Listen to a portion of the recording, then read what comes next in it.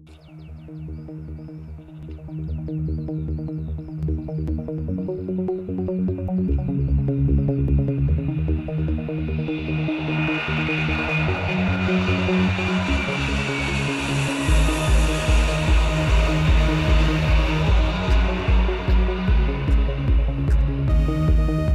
name's Chaz, I play a bit of guitar and keyboard and sing a bit. I'm Bert. I manage the band. I also have a full-time day job, but when I'm not doing that, I pretty much do the band. He doesn't do much. Thanks. My name is Naomi. I play bass. Yeah, well, I try. And she tries to. There's a drummer called Ed. Ed Lyons. Eddie Lyons. My name is Ed, and I play the drums in the Coolness. He's in the drum and Geki's in the guitar. My name is Keki. I'm from Japan and I play guitar in the Coolness.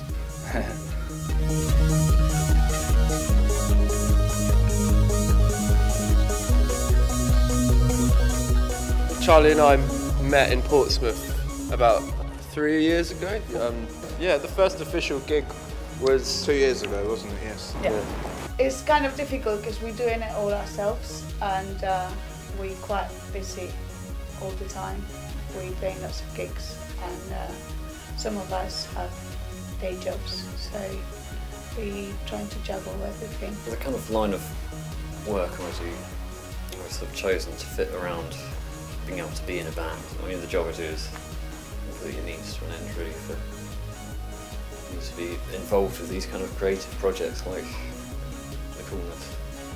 Nothing about our day jobs. We don't want to ruin the mystique, please. We're like a real rock band. I can't really imagine you sitting at a desk job. I've done that already. It's not true. Charlie can't work or anything because he's incapacitated. And I'm sure the government agree. Nothing about the government. He gets paid to be Look, gammy leg. handicapped. Look, I'm on the dole and I'm in a band. There you go, it goes hand in hand. It even rhymes. Charlie's been picked up on Brick Lane by a photographer, taken into a studio upstairs and getting photographed. That's great. Hold up there, that's great. Well, that's Charlie. How would you describe Charlie? Eccentric, big hair. Charlie's sort of the main driving force behind the band, really. You know, writes a lot of the songs, and you know, in some ways it is kind of his project, really. We do this band because I like having slaves. Charlie has a low opinion of his fans. And his back members. That's why we do it. Geki was going out with Naomi back in the day. How do you feel about Naomi and Charlie going out together?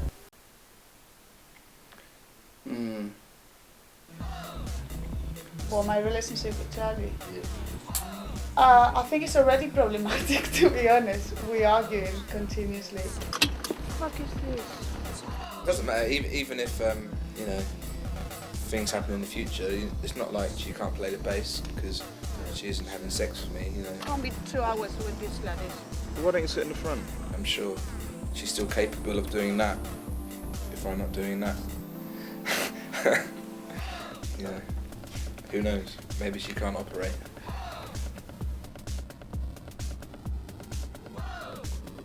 It's just because we're quite similar and we both want to take control, basically, of their relationship.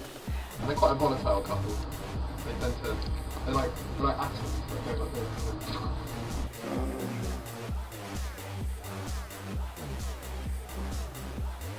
We just get a new bass player if we have to. Anyone can play the bass better than her. I don't know. Let's see what happens. I don't care. I live with Naomi, so I'm kind of see all of the, well, not all of the action, but I see a fair amount of action.